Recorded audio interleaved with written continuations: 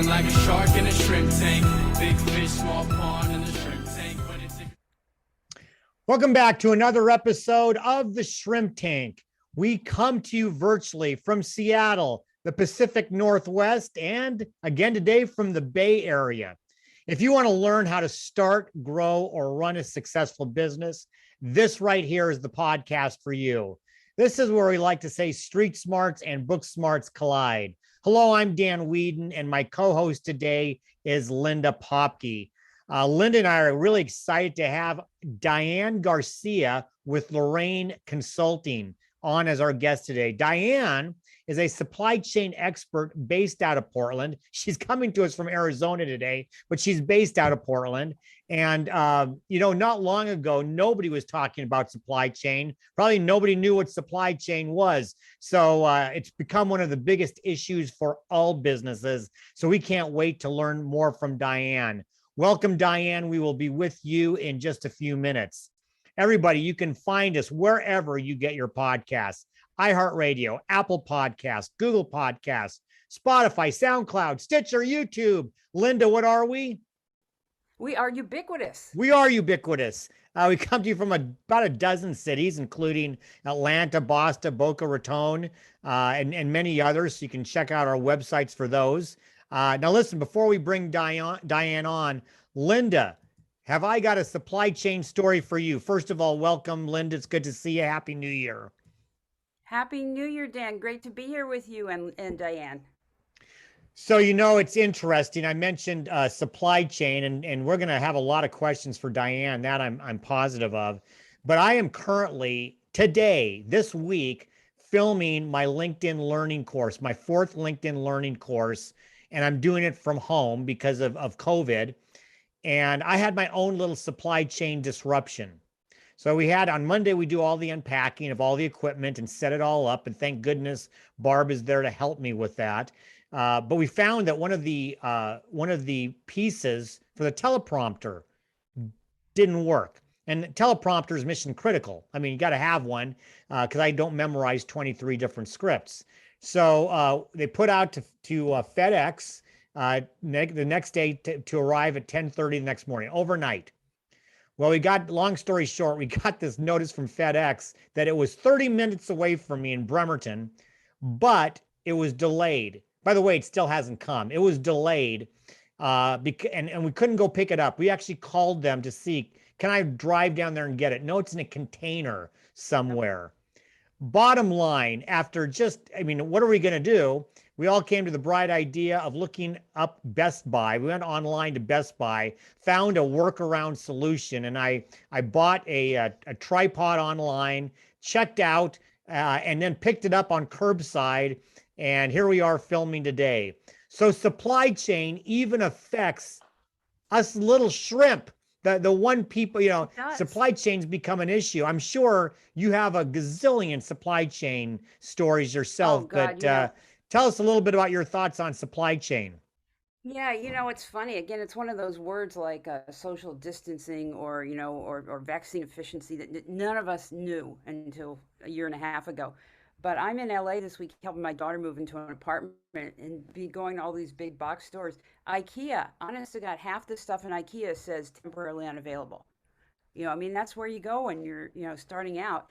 And then you go to Target and Bed Bath & Beyond and all these other ones, and everybody says supply chain issues. So I'm really curious to hear what Diane has to say, because I think this has become the catch-all phrase for everything. I can't believe everything that's gone wrong is supply chain. But boy, all of a sudden, we're not getting things the way we used to. And Amazon, I've had the same thing with FedEx. I've had the same thing with Amazon. It's just they all seem overwhelmed. So I'm really anxious to hear what Diane has to tell us. So we should stop talking then and ask Diane. Diane, you're a supply chain expert. Linda's got issues. I've got issues. Everybody's got issues. It doesn't seem like it's stopping anywhere. First of all, welcome. Second of all, tell us a little bit, just from your perspective, kind of the state of supply chain, where we are today, and is it going to get better? Hello. Hi, Dan. Hi, Linda. I'm glad to be here with you. And this is probably my favorite favorite topic to talk about. So I'm glad to, I do think poor supply chain is getting a bad rap. I hear it described as chaotic. I've been in the supply chain industry for about 15 years. So for me and those within my network, supply chain is not a new topic of discussion. It's just much more in the public eye and much more understood. And as Linda mentioned, it does seem like it's the catch-all for all the problems. I couldn't get this, the store didn't have this on the shelf. There are a lot of disruptions, of course. With the COVID pandemic, it brought out quite a bit of, disruptions and gaps within the supply chain. But I will say that you have lots of supply chain leaders, lots of companies out there who have been working on solving this very complex network. And I would say that you have, a lot of attention on supply chain, which is great. And it's good that it's much more in the public knowledge so we can start to resolve some of these great disruptions. So I've got a question, because a lot of our audience are small business people. Dan, myself, we're all small business people, entrepreneurs. And if you're doing anything where you're relying on suppliers coming to you, you've probably experienced some disruption. What kind of advice do you give small business owners as to, when you're not getting things the way they should? It's not like you can go find someone and blame them and make things happen. So what can we do? Well, it is a difficult challenge for small companies. I mean, every company, whether the size, is really working on how these evolving variables within the supply chain have been changing. And they seem to be changing constantly and evolving every month, every week in some cases. And so for small businesses, I think, and I would say this really to every size company, is prepare, prepare, prepare. How do you do that? How do you understand what your customer requirements are? Are you aware of what your customers' requirements are? Really being prepared within your own four walls. And how do you have the talent to support? Do you have the technology and the infrastructure set up to support, that evolving demand? I think that's always the question on business leaders' minds, is how do we have, predictability? How do we know that we're prepared for what's coming up? And especially for small businesses, you really have to figure out how to develop talent and understand, making sure that talent understands how the supply chain is going to flow and evolve. And I really think that that's a challenge with every company at the moment, especially as you have people retiring, maybe people, shifting career paths altogether. So I would say for small businesses, it's really a challenge on developing talent. And I would say start now if you haven't started already. So I get, I kind of want to maybe go back to the genesis of this issue. And I know it's easy to point the finger at COVID and say that this was the start, but at least talking to people who are in the know like you, it sounds like there was already some supply chain problems percolating pre-COVID. COVID made it worse. And then the lack of staffing really kind of exacerbated it. I know I keep hearing about, the port of Los Angeles and it's not that stuff isn't being made. It's sitting on a container somewhere, just like the part for the teleprompter, who knows when it's going to show up. It's sitting in a container 30 minutes away from me. So what really started this? How much of an impact did COVID had, and how much is actual staffing become part of the problem? That is a really good question. I will say COVID has, brought out what maybe were gaps in the supply chain.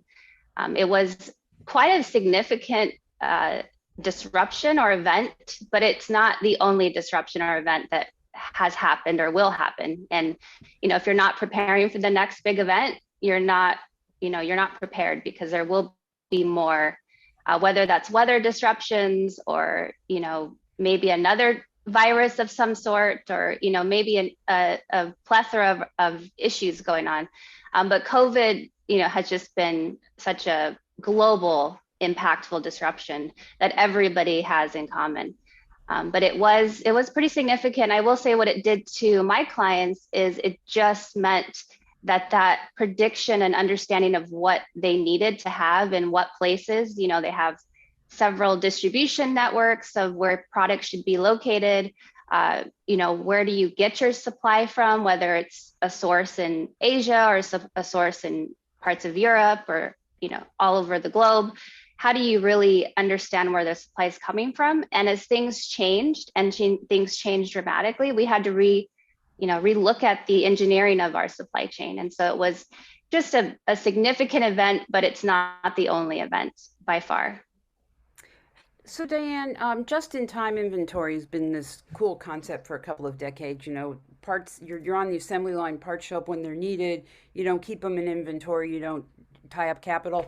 Have we seen the end of just-in-time inventory? When you say prepare for other events that could be happening, as a business person, should I be putting more into inventory and keeping things around because I may not be able to get them? What's your recommendation?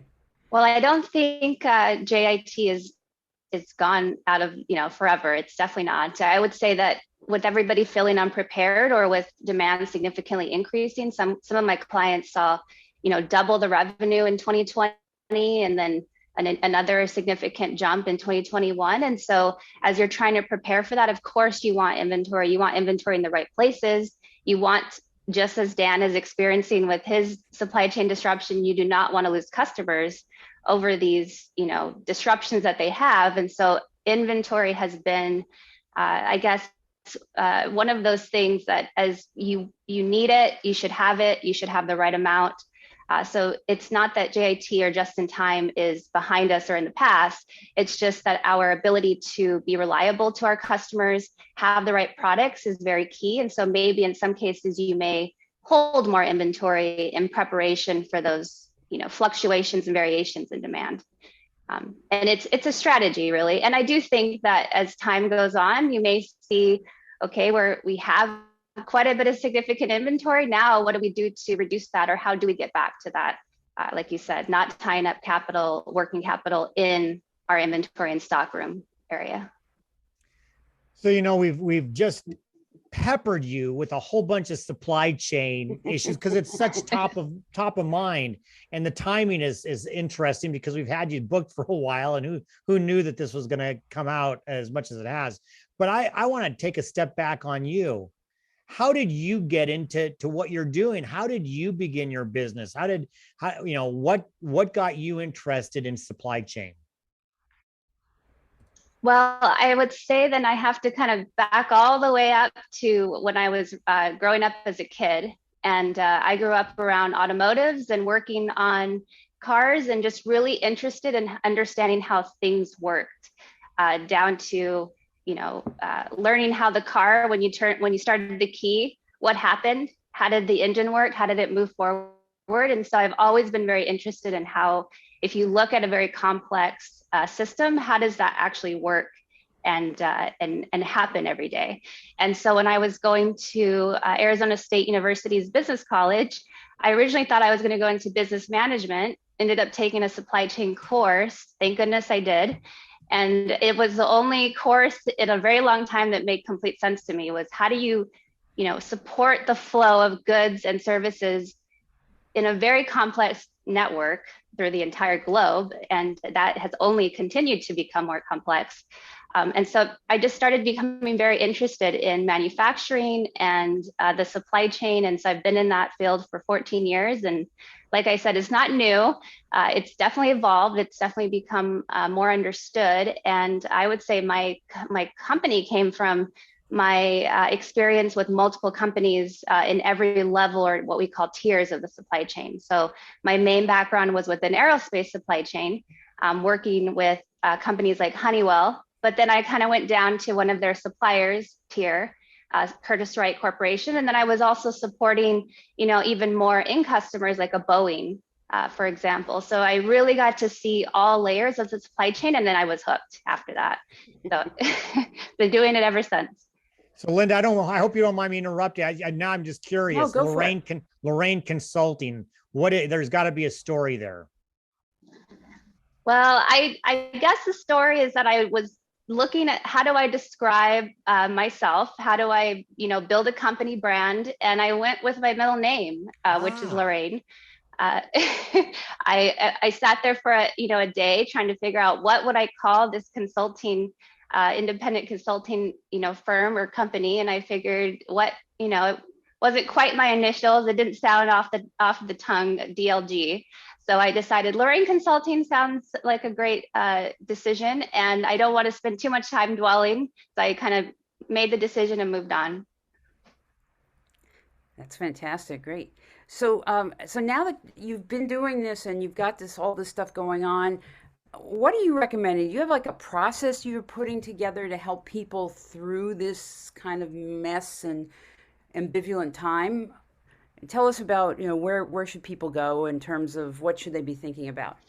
Yes, thanks, Linda. So I guess there's a lot of different parts of the supply chain. Like I mentioned a few different times, it's very complex. But what I do find as I work with several different sizes of companies, several different types of companies, whether they be, off the shelf from what we call make to stock, all the way to more complex kind of engineered to order or maybe configured to order companies, they all really need the same types of solutions. And so that really requires us to understand what our demand is. Are we prepared for that demand? Is our supply chain ramped up and ready to go? And so what I find a lot of the times when I work with my clients is developing or helping them develop a process called S&OP, which is the sales and operations planning process. And that really just helps these companies align their demand and their supply, which sounds really simple, but there are a lot of tedious and detailed questions and ways and approaches around the S&OP process. And so I spend a lot of time with clients in that. And I would say that if you don't have an S&OP process, you should be working on developing one. There's a lot of information out there, but really companies that are focused on it and developing and improving it and upgrading their S&OP process are standing out in my clients. Well, we need to do some standing out, Diane. We're going to take a short break to pay the bills. We're going to hear from today's Spotlight sponsor. And when we come back with our guest, Diane Garcia, for our Hot or Not section of the show, we're going to talk Amazon. You knew we had to. We're going to talk Amazon. Don't walk away. We'll be right back with more of the Shrimp Tank. I'd love to write or publish a book, but I just don't have the time. Does this sound like you? Maybe you have a compelling story to share or valuable advice for clients and prospects. If only you could get the story into a published format. Think you don't have time to write a book? Think your writing isn't polished enough to get your message across? Think this all sounds too overwhelming? Think again. At Leverage to Market Associates, we help aspiring authors transform a great book idea into an attractive published work. If you've written most of your book, we can help edit your work and drive it through the production process. If you're not sure where to start, we'll coach you through the process to organize your thoughts and create a compelling book outline. And if you're just not comfortable writing a book yourself, we can ghostwrite this for you.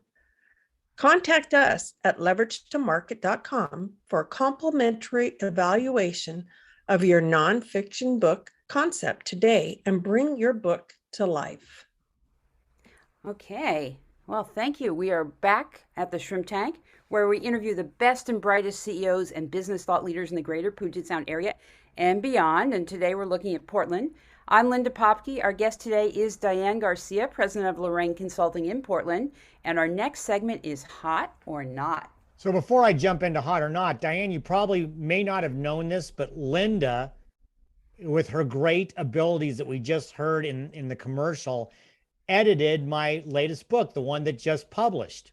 She did a fantastic job. So that's a testimonial, although I did notice that she edited all my stuff, but Captain Jack, my dog who writes the anecdotes, he didn't get edited at all. I don't know what that means, but anyway, he paid me on the side. He paid me on the side to leave his stuff alone. There you go.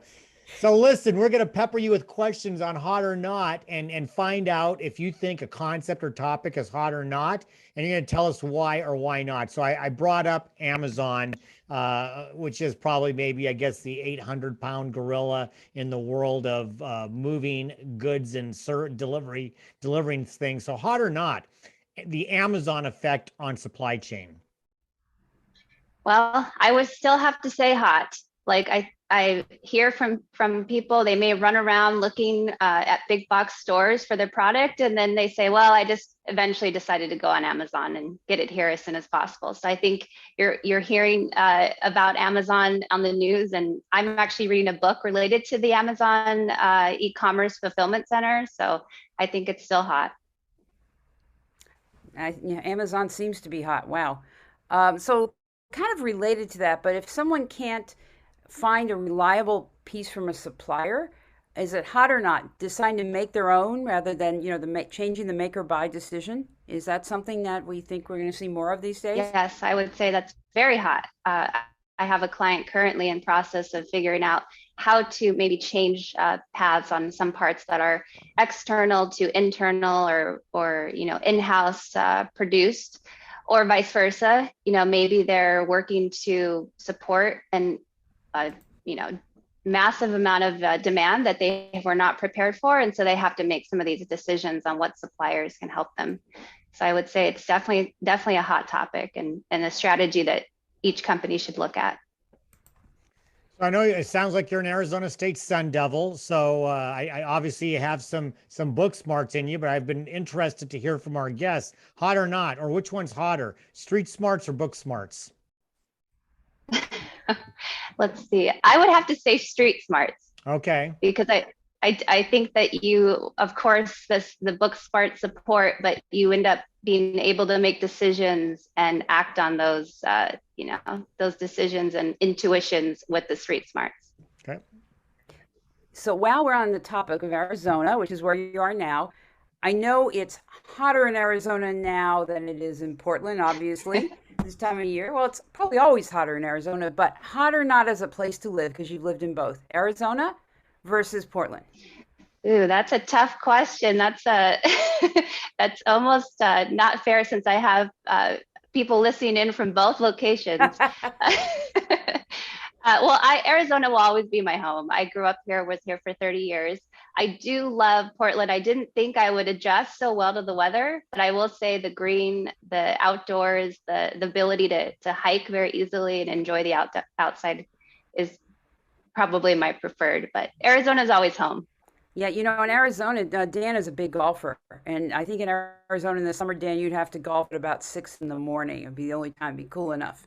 In summer, I've done that before, yeah. But now, today, it would be probably perfect at any time as I sit here in the snow in Seattle. Beautiful weather out here, yes. It's 70s this weekend, so I'm enjoying it. So Diane, in your business, we talked a lot about supply chain. We talked a little bit about what you do. What size company, what industry do you work with maybe specifically in manufacturing? Because obviously supply chain's a big deal there, but retail and distribution might be as well. Do you have specific industries that you work with or company sizes? Yes, that's a great question, Dan. I work with a few different industries. Like I mentioned, aerospace is where I actually really began my career.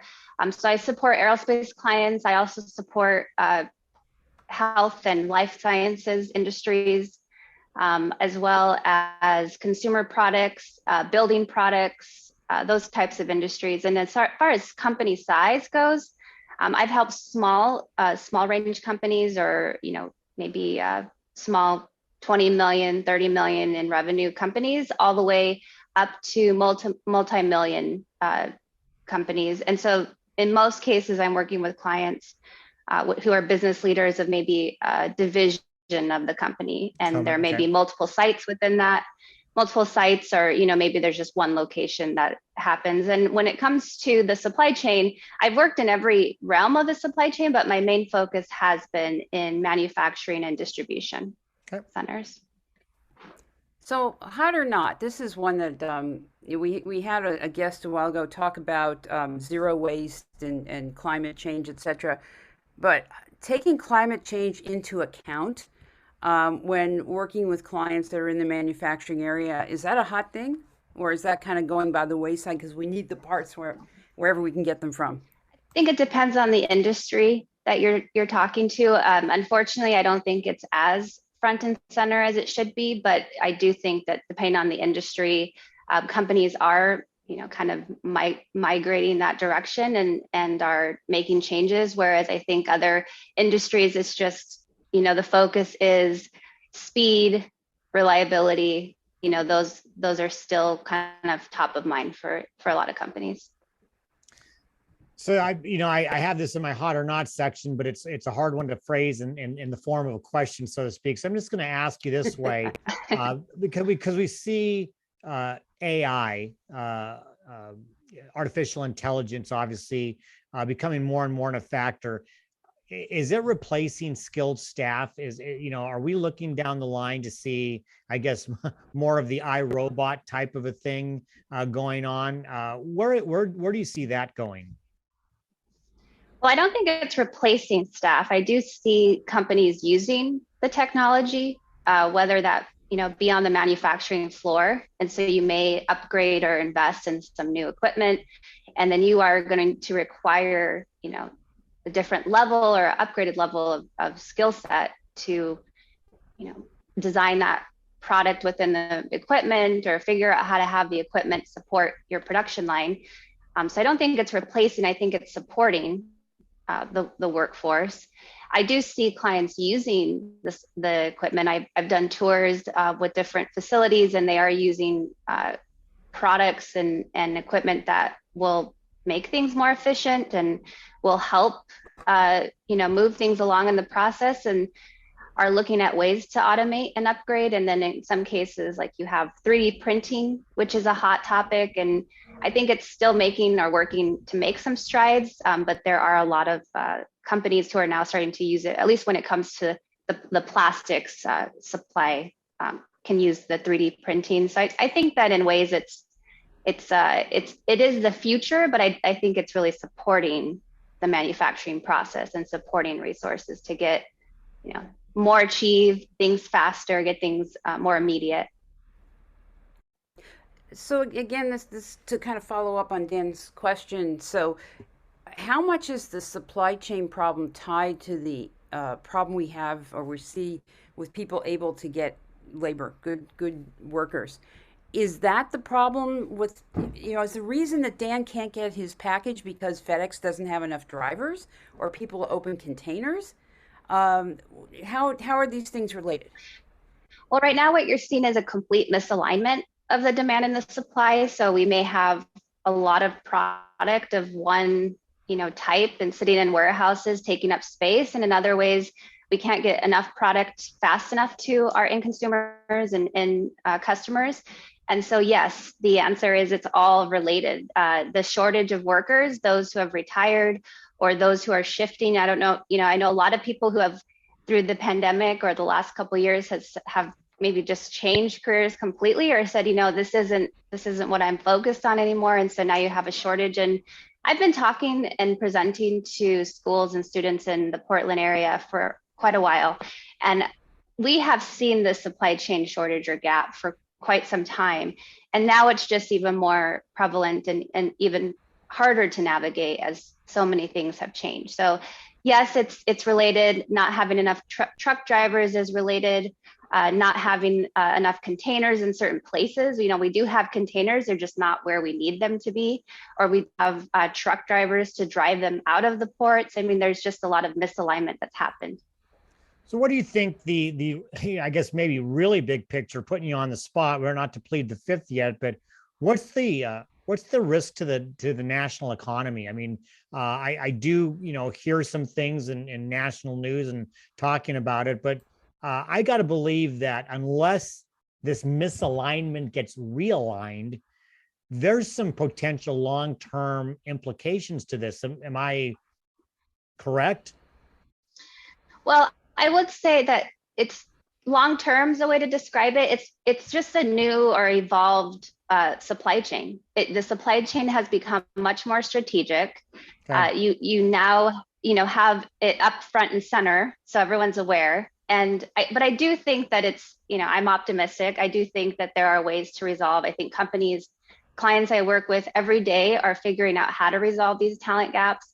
I do see, companies investing in developing talent and bringing on new resources. Obviously, if they're hiring me to support them and help them, they're doing things to take steps towards improvement. But as far as I do think there will be disruption for quite a long time. Maybe things that you were used to, products that you were used to getting a variety of, you will only get one of. That may occur for the next year or so.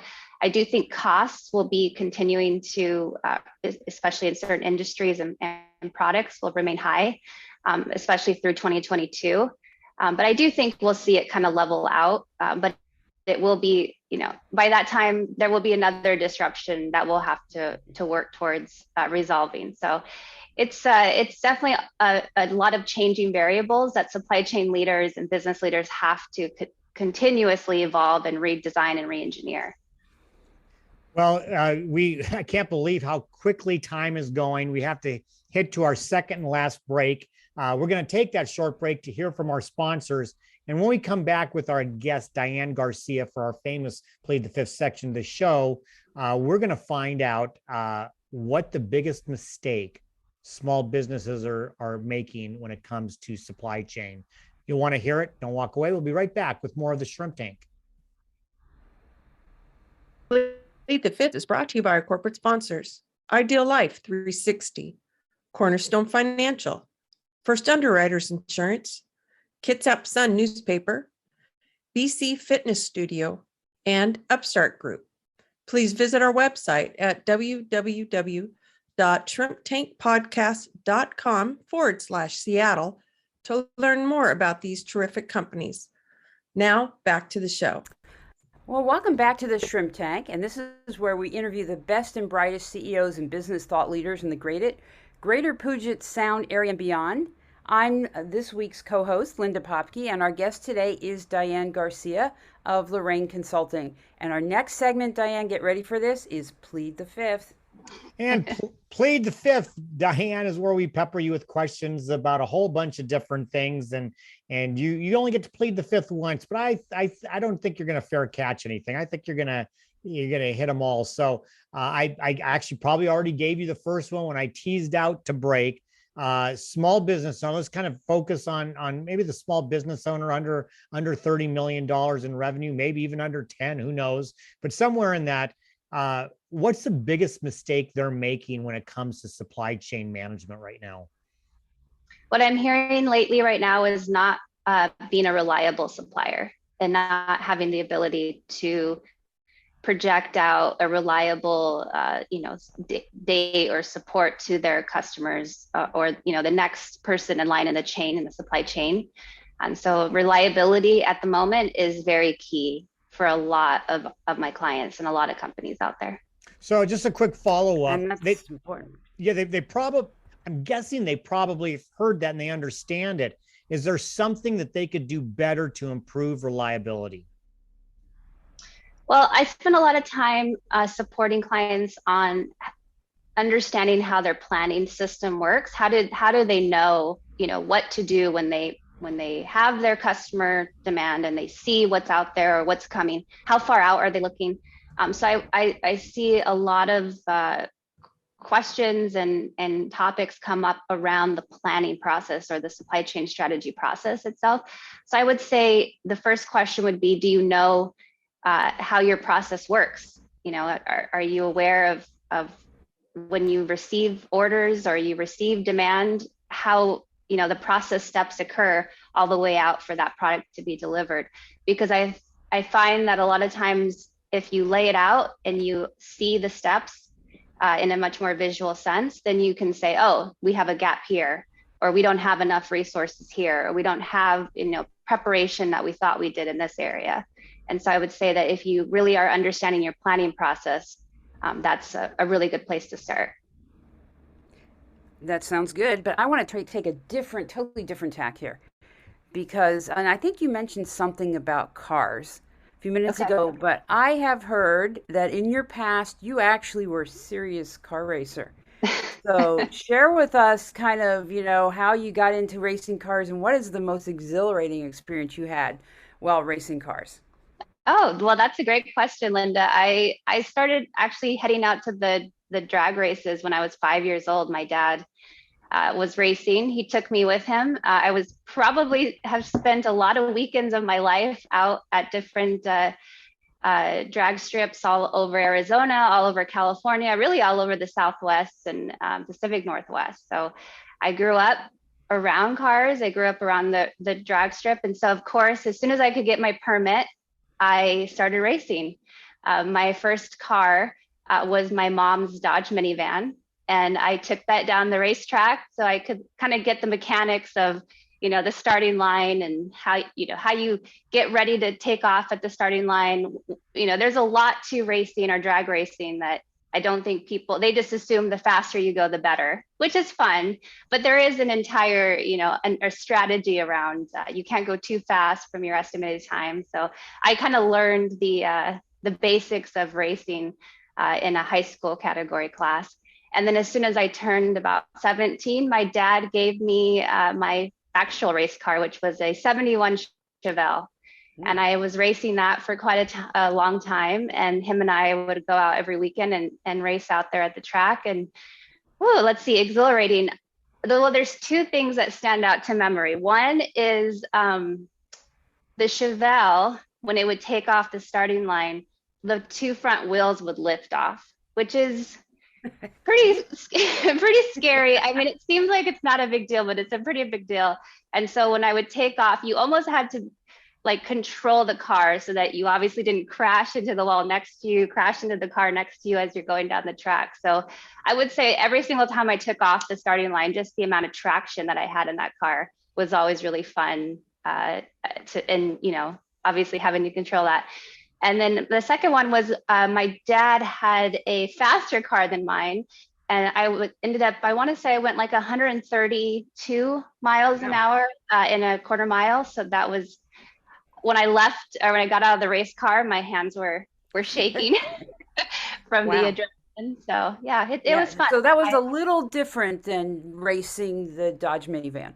Oh yes, because I'm not sure how many people you actually beat in that car. That is true. Yeah.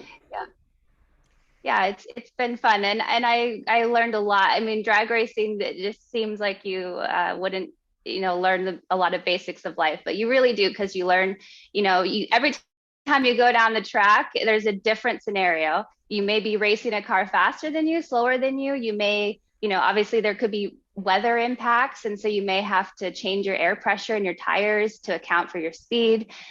You obviously have to be okay with taking some risks and being able to have no fear, I guess is what they would say. So I do think that it's really kind of set a foundation for me as I move through life, because I tend to approach things with let's just see how this goes. It's probably going to be fun no matter what attitude. Well, I think there's a book in there somewhere. If you haven't written a book about that, Linda, I think there's a book in there. We can help you with that. Yeah, I think I can help you with that. That's a cool metaphor. Yeah. So listen, I guess it might segue. I don't know. We've been asking all of our guests. Listen, if you had to start all over again, speaking of just seeing if it'd be fun, start all over again, start a new business based on a hobby. What's the hobby?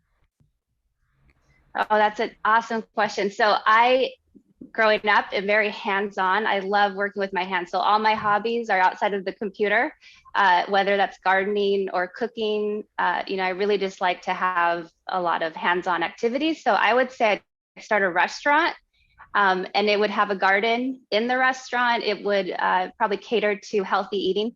And I think that would be a little bit of a dream come true as well. I think that's the Portland in her, the Yes. restaurant, especially with the garden. Okay, so I want to ask you a question here, and I'm kind of adapting a question we've asked to other guests. If you were at a big dinner party and you could be sitting next to anybody in the world, living or dead, who would you pick to sit next to and talk to, and what's the first thing you would ask them? Wow, that is a great question. can I be cheesy and say I would, you said dead or alive, and my dad did pass away about 9 years ago. So I would bring my father back to sit next to and ask questions about, has he, maybe some of the things that I didn't have time to ask him while he was alive, I would have just a long laundry list of, what about this? And this happened. And how would you approach this? It would just be time to sit there and, get his perspective on things. That's really sweet. Now I feel bad because I was thinking of all these other people. My dad passed away 10 years, 11 years ago. And I was like, that's a good idea. That's really cool though. Let me ask you this. Would he answer all those questions? Do you think now, if you had him back and had a chance, would he answer all of your questions if you put him on a plead the fifth style format? I assume so. We had a pretty good relationship, open relationship. My dad did teach me, communication's key.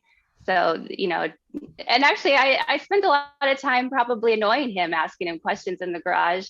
Holding the flashlight was my job as he did, different tasks in the dark or something. So I'm sure he's used to it. I probably spent more time saying, how does that work? What's that? What's going on with that? Why did you do that?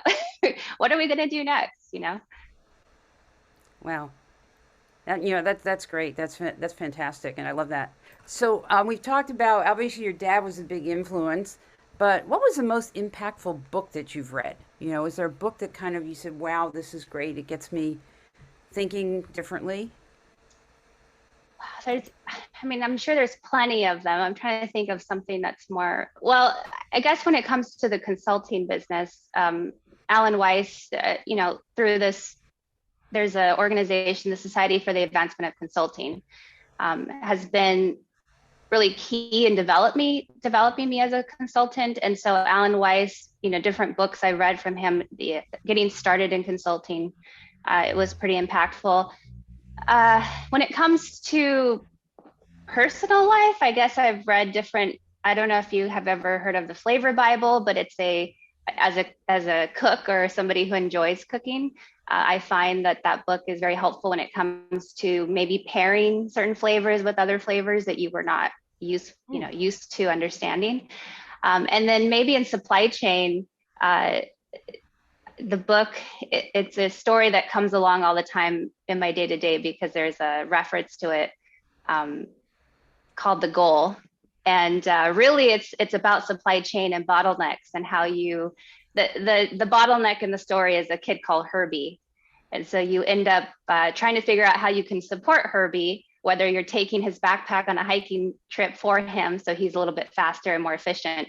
So I think that just as a supply chain background book, I always think of how do I help improve the Herbie in the situation, Improving the Herbie. There we go. Well, we could talk about this forever, but unfortunately we need to wrap this up. So Diane, thank you so much for being a guest here on the Shrimp Tank.